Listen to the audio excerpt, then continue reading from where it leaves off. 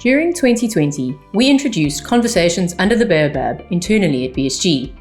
We used this time to purposefully share inspirational stories of exceptional delivery, exciting prospects, or unique experiences. A time to come together, reflect, and learn from each other. But we realized that inspiration can come from all sides, and someone we've been inspired to work with over the years is former Chief Enablement Officer at ABSA, Vanessa Olver. Good morning, Vanessa. Morning, Yuri. Thanks very much for joining us for Conversations Under the Baobab with BSG. Just a bit of context around that. We know that the Baobab is a massive, historic landmark in its own right on the African landscape. From a societal perspective, it's even more significant because it's a place that people gather to tell stories, communities to get together and to learn from each other. It's really great to be able to engage with you as a really strong leader that we've worked with in our client environments to learn from you. So thank you very much for joining us. Absolute pleasure. Look forward to it. So if I think of a kind of starting point for the discussion, you're a practical, results-driven, yet empathetic leader, which is quite a unique blend of characteristics. With any storytelling, it always starts with your own story. So maybe a good place to start is to just understand with all the different paths that our lives can take, how have you ended up where you are now? Sure, yeah, thanks for it, Yuri. So look, first and foremost, thanks to BSG for having me here today. It really is great. And my story most probably begins in a very little village called Eshowe. Most of you won't even know where it is. It's in KwaZulu-Natal, so go Google it and look on the map and you'll be able to see a very little village. But I think, my formative years were very much influenced by my parents and specifically my mother. My mother was a person that always said to us as kids, go out, go get your dreams, reach for the stars, nothing's impossible. And I think, when you start off with that in your formative years, it's a really great foundation that sets your mindset in the right direction. I must say, I did not know where I was going to land up in my career. I actually went to Rhodes University. Stood in the line to go and register for pharmacy and count tablets for the rest of my life.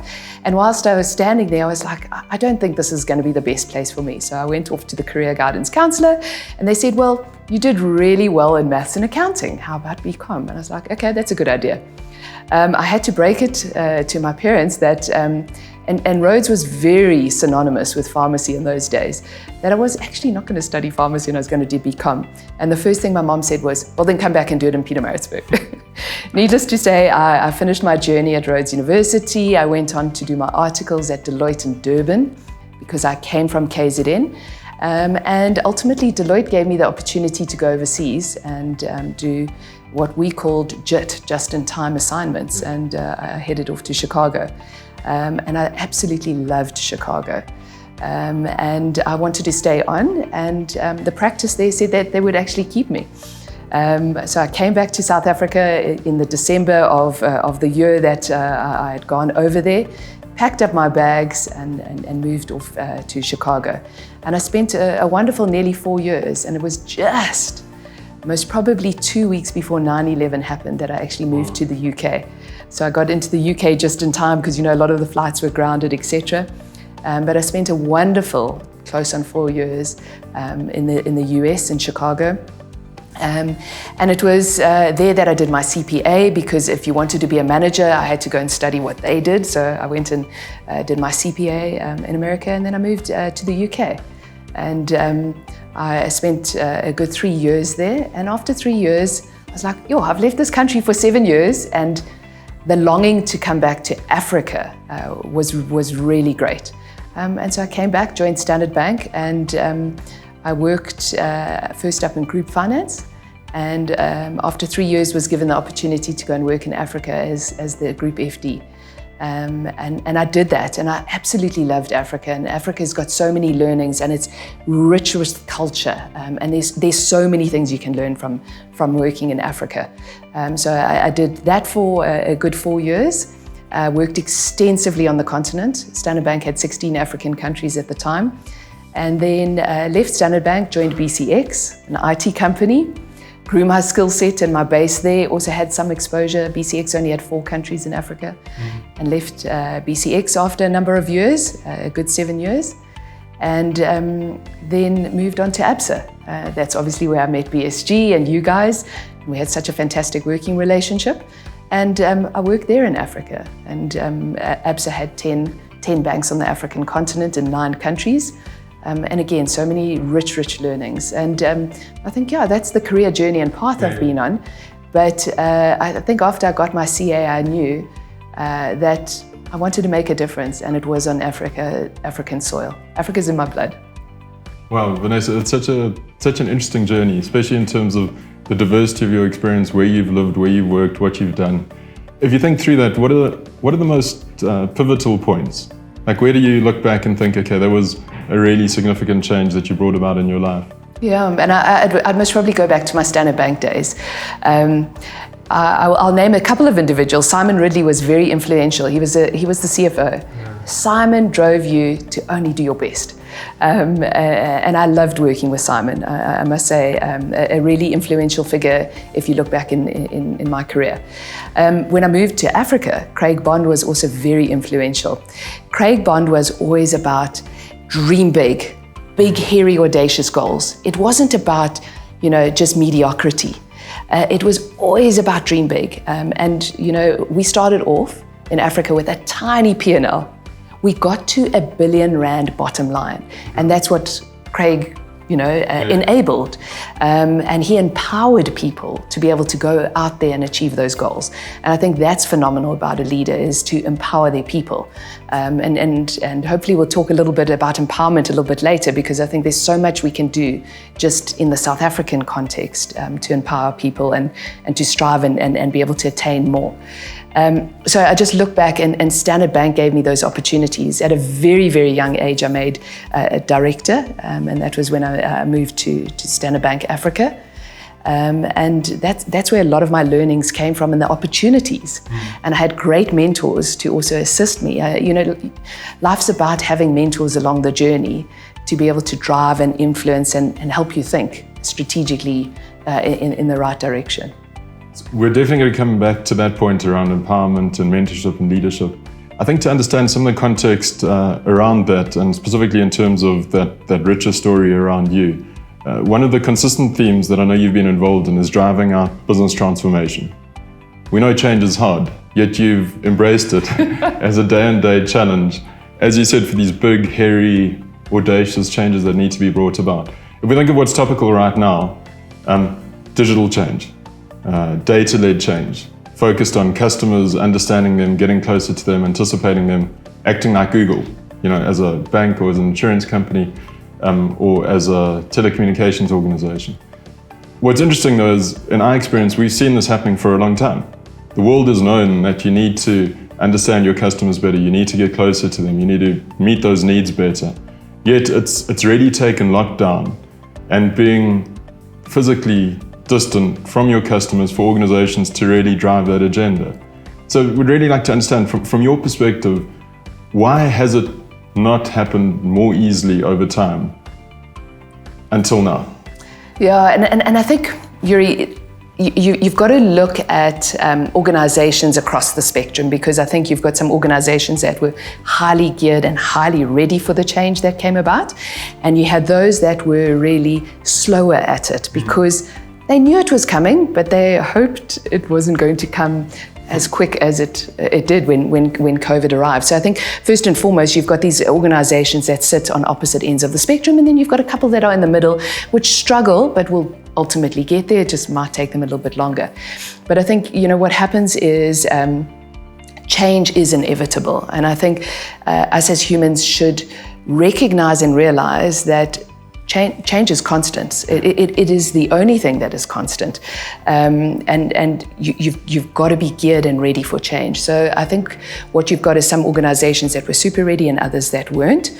And as we look at this digital evolution, there is not one person on this African continent that doesn't have a mobile phone.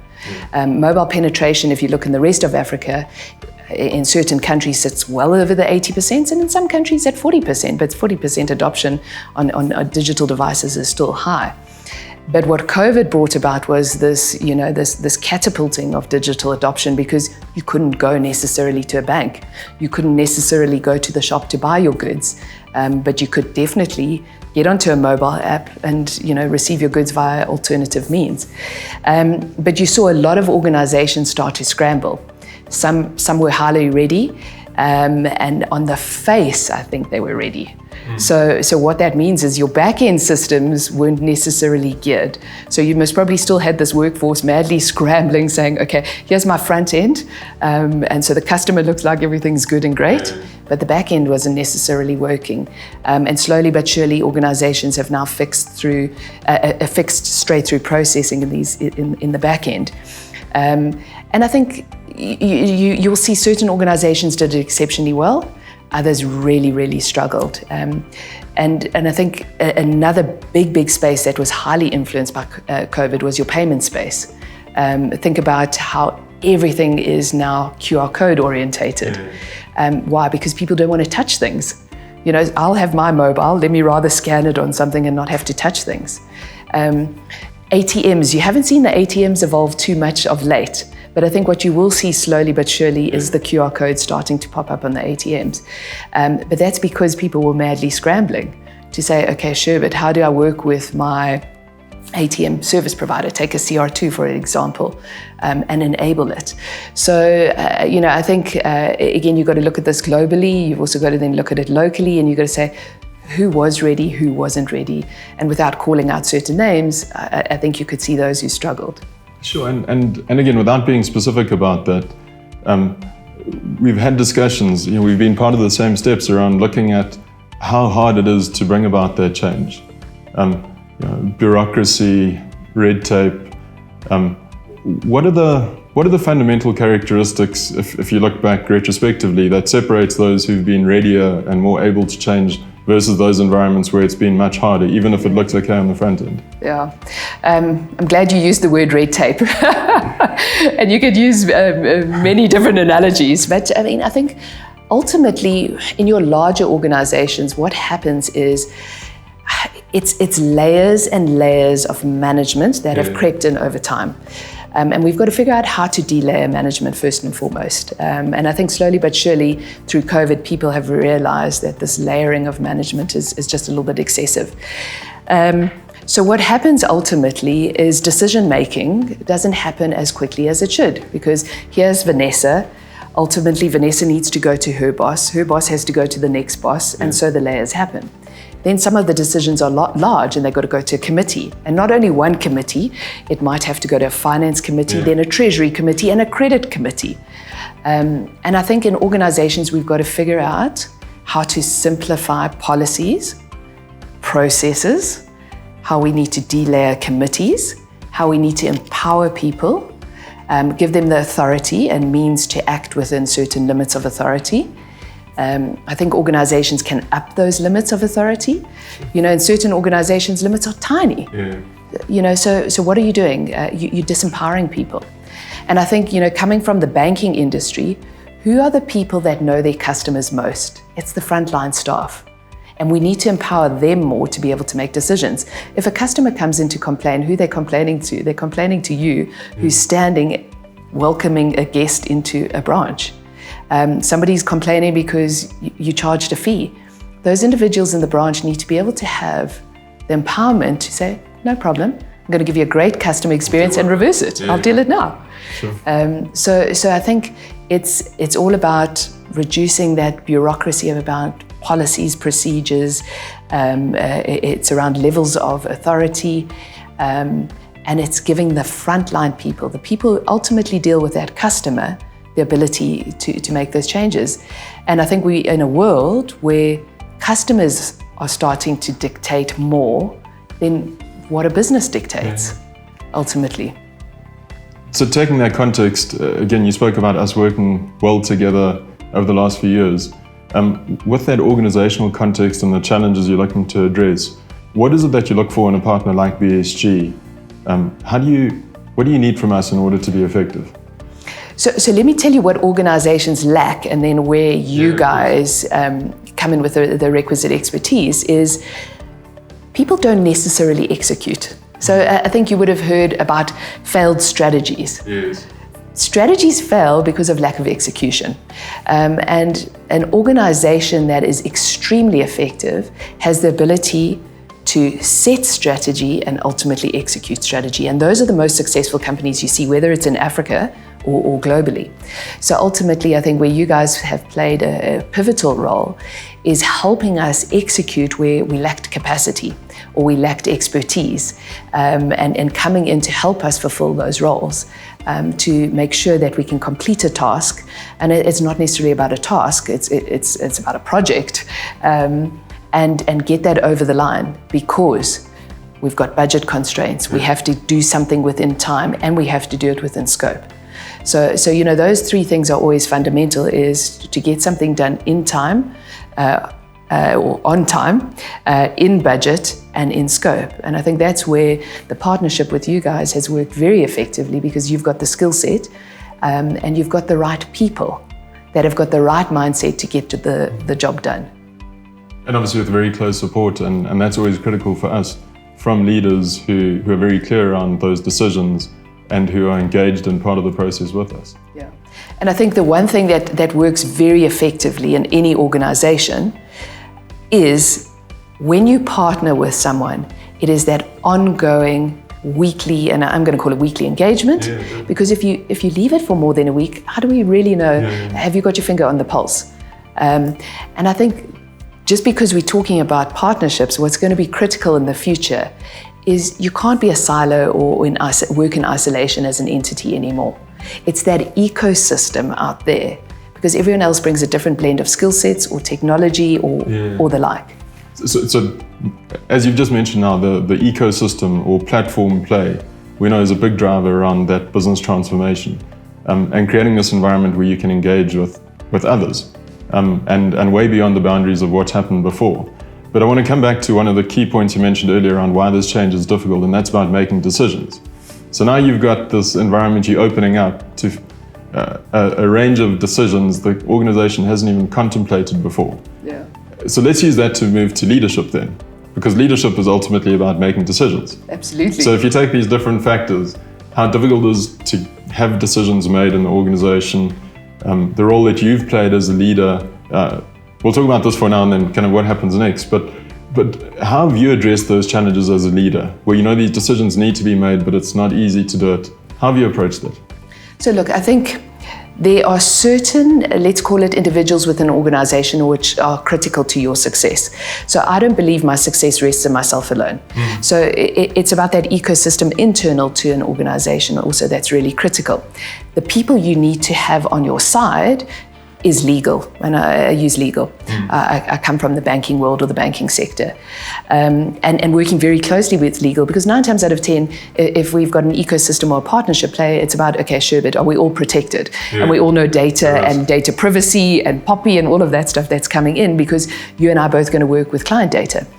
And so we need to ensure security of data and information. So working very closely with our legal, working very closely with our compliance individuals is just to say, have we, ticked all the boxes? And then ultimately, it's about that executive sponsorship as well. I'll talk about the late Peter McClary.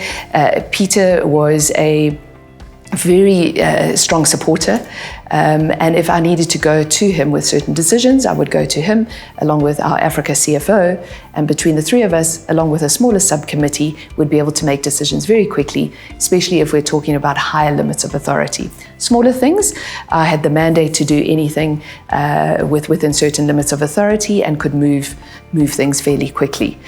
I think my nature is I am a decisive person, because I know in order to be able to move forward, you need to make decisions. But I'll make informed decisions. And where I believe that there's a hell of a lot of risk that's going to be coming into the equation, obviously I'll consult with different colleagues to say, am I making the right decision? And also working very closely with certain colleagues in an organization is critical. Now, I came specifically from the IT space, so working closely with your CIO, working closely with your COO, are individuals that you keep very close to you, so that you've got that ability to say, we're all in sync, let's move quickly. If you leave people in the dark and you're not taking them on your journey, that's when people have to play catch up.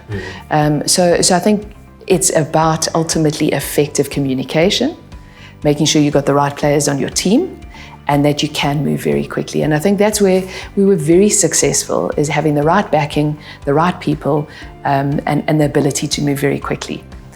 But take people on the journey. If you don't take them on the journey, ultimately, it's plain human, it's human nature to say, oh, okay, I don't know what's going on here, stop, pause, etc. Exactly. And that's what causes delays. But I think without a doubt, there is still delayering of management and committees that can take place in any organization. Just in terms of talking about Peter, I think just as a reflection point, we talk about COVID as a macro issue often, but those very tragic events like Peter, where you actually understand the impact it's had on you and those you work directly with, just really sad to hear about that.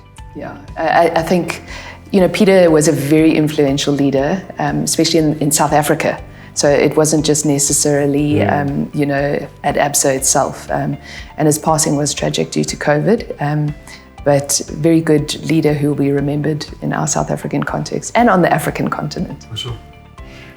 So coming back to the point around empowerment, which you spoke about earlier. So you've almost provided a guideline now for how to empower yourself. It's one of the themes we talk about at BSG is owning your story. Not just being part of a story where somebody else tells you what to do, but to be able to set that direction. You also spoke about mentors. Now, I'm sure you've mentored many. You spoke about some of the most important mentors for you, Craig and Simon. As a mentor yourself, are there any specific points that you look to pass on to others to help them to empower themselves to go ahead? Yeah, absolutely. I always talk about, I call her a colleague now, because ultimately she started in Standard Bank on the TIP program, which is equivalent to do your articles, in the, let's call it in the formal sector, Deloitte, etc. A lady called Rafiwa Inkabinda, a very successful lady. And Rafiwa and I've had a long-standing relationship, mentor-mentee, but I think now it's more about colleague and friendship. And another really powerful lady is a lady called Caroline Mawisa, who actually works for ABSA in the training and development area. And the two of them have been part and parcel of my life from my Standard Bank days. And that just talks about strength of relationships as we've moved through the years. But I think anybody who is striving to develop and enhance their career, etc., and recognize that they've got the ability, but they just need guidance, because you need an executive sponsor ultimately. I think that's somebody who can just be a sounding board that says, hey, you need to ask for more work. You possibly need to show initiative, or go show a PowerPoint and demonstrate what you've got to share, or go and share that idea, because a lot of people have these ideas, but sometimes are a little bit apprehensive. Oops, that's senior management, or I don't want to go there. And maybe you facilitate and help and say, look, I've got a really strong individual over here. I'd like them to come present at Exco. So you're facilitating and helping open those doors. But once the doors are opened, it is the individual's responsibility to keep pushing through the door. You can take a horse to water, but you cannot force it to drink. And ultimately, that's what you need to do. But you help an individual build confidence. It's about confidence. Like, you did a brilliant job. They really liked what you did. Continue to do that. Or other than that, these are the 2 or 3 things I would do next time. And you continue to build somebody's confidence, because you don't want to break someone's confidence either. So it's about, you did an exceptional job, and these are the learnings you can take forward. And so I think that's what I've always encouraged the people I've mentored historically is, you are the individual that will be the success. And I've seen it work so well. And I can talk about so many other individuals at ABSA. I mean, it's phenomenal, what we've achieved in a short space of time whilst I was there for, close to 3.5 years. But I feel passionate about the mentoring aspect. I can hear that. And you spoke about making a difference earlier, and just the way you talk about making a difference in those lives by guiding that growth and helping them to achieve the things that they've got the potential to. Yeah. So if we extend that more broadly from a leadership perspective, we know one of the very harsh realities of COVID are the number of women who've left the workplace. So you're a business leader, but you are also a female business leader. And you read the stats about more than 2 million women having left the workforce in America, and what that does from an equity perspective within the workplace. What are some of your experiences if you think of yourself as a female leader in a very male-dominated environment? How have you coped with that challenge, and what do you think more broadly around what needs to happen next to stop this reversal of 20 years of progress or 30 years of progress? And Yuri, it's a very difficult one because 9 times out of 10, why have women left the workplace? It's inevitably because they've got children, 9 times out of 10, and it's not always the case, but and COVID dictated that nobody went to school. Everybody came home, and so everybody had to look at homeschooling. And so 9 times out of 10, the responsibility had to fall on one of the 2 adults, sitting in the home, because 9 times out of 10 also our help went back to their own homes because they themselves had children. So COVID brought about a very sort of vicious circle when it came to the education space and children. So a lot of people said, okay, well, let's choose between the 2 of us who's going to go and stay at home. And I think it's a mother's natural inclination to say, okay, I'll go and look after and support my children. So you did see this sort of mass exodus happen in the workplace, which was not great. I, on the other hand, am very fortunate because I've got a support structure. So I've got a very supportive husband. I had a nanny who happened to be Zimbabwe who didn't go home because COVID didn't allow you to cross borders by the time we all realized the significance of it. And so I had a very good, strong support structure because I, unfortunately, during the heart of COVID, level 5, was still physically in the office. So if you've got a great support structure, and it doesn't necessarily need to be your immediate family, because we all know that we have grandparents and, great aunts, and Africa is one of those environments where there is a great support structure, is you need to utilize and leverage off that support structure so that you can continue working in the workspace. But ultimately, I do think I would encourage any woman is to go back into that workplace, and specifically if you are career orientated and maybe you had to take a break. We all understand, COVID brought around exceptional circumstances. One thing I learned through COVID, and I hope a lot of leaders learned, was to be more empathetic. That's one thing I had to learn. Was I had single parents, a single mom. Like, what do? They've got to work, and at the same time, they're trying to sort out their children. It really lent itself to saying, we've got to be far more flexible. You can work at night, work early, it's fine. We can accommodate you so that you can get between 8 and 2 your kids' education done. So I learned a lot of empathy. I learned how to be a lot more flexible because I just knew the pain that somebody was going through. But ultimately, I would encourage women, go back into the workplace. COVID is by no means over, but the reality is the environment has changed to a flexible working environment. Any and every business, and I'm sure BSG is doing it, is saying you don't need to necessarily go back to the office, but you need to come in a day or 2 just to connect. Because, we are human beings, and it is a natural inclination to connect. So with the greater flexibility that COVID has actually created and that the workplace is embracing, it does give women this ability to go back into the workplace with greater flexibility and to still succeed. But I think you've also got to be level-headed and just say, how do I manage this? And don't let it overwhelm you. Work out how you're going to plan your day. Go drop your kids, because lots of kids are back at school now, and work 8 to 2. There's a hell of a lot you can get done in those hours. Go fetch your kids, do whatever you need to do, and if you need to log on for an hour at night, do so. And that's really, I think, very manageable. For sure. But it's such an important point to get right, especially as a male business leader. We can talk about being empathetic, but I'm a male. And there are things that I understand well, there are things that I don't understand. And in a lot of cases, we know that the male-dominated leader is the problem, So to assume that that'll be the solution won't work. I think those are really practical points from a flexibility perspective, and I think there needs to be a call to action across the business working world, particularly from male leaders, to understand what do we need to help facilitate in order to make sure that we create that support for those who don't have it.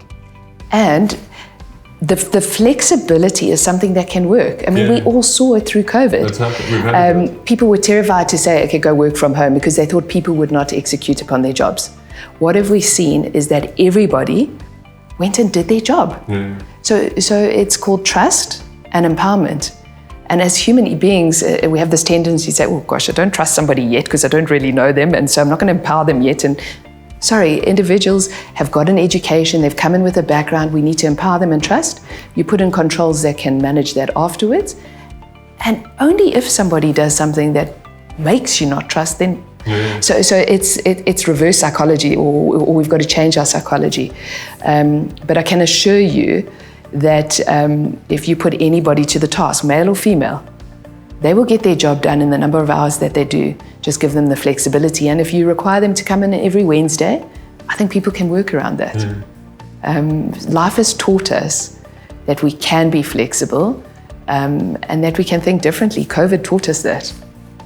So on that point, Vanessa, we've had 13 months of the new normal. We're at WeWork, flexible working environment. We spoke about flexibility. If you think broadly, what's next? We've had the digital transformation. People are talking about the new normal. What are organizations and businesses going to be focused on for the next couple of years? Sure. There's so much that any organization should be thinking about.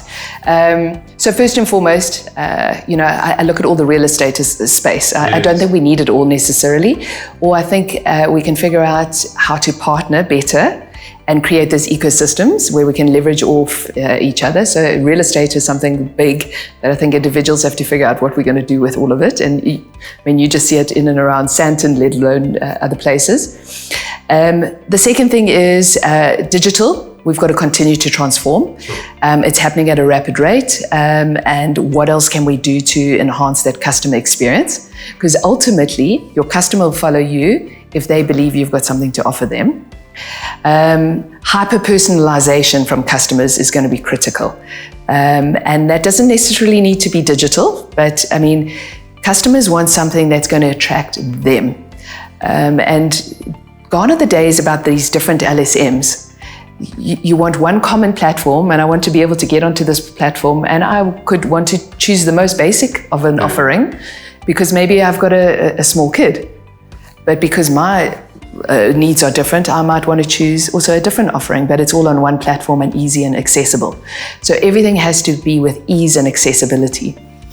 Where there is an opportunity for corporates, which most probably scares customers a little bit, is the data space. We haven't touched a hell of a lot on data, but data is power. Anywhere we go, think about it. If you go to an airport and you want to log on to Wi-Fi, and it doesn't necessarily need to be an airport, it could be a shopping center. What is the first thing they ask for? Your name, your surname, and your email address. Why? So they can hook into your psyche and start sending you things and market their different things. Cybersecurity awareness training, alarm bells going on in your head. You know what people want? They want free Wi-Fi. So it's their natural inclination to say, okay, so I'm going to just put my email address in. So I think there's a lot around the data space that is an advantage to corporates. And in the same token, as you're speaking about security, though, is you will see a lot of corporates gearing up to ensure that they're also protecting a customer's interests. Poppy is coming in. You obviously have to give your consent for your data to be shared, but in the same token, you want to know and place trust in an organization that your data is secure. So I think data security is going to be still very relevant and high in our different environments. And I think again, 2 or 3 other areas that are really key is payments, but payments cross geographies because it's not just about can I pay everything I want to do in South Africa. Especially coming back to the African cross boundaries, borders, not boundaries, borders.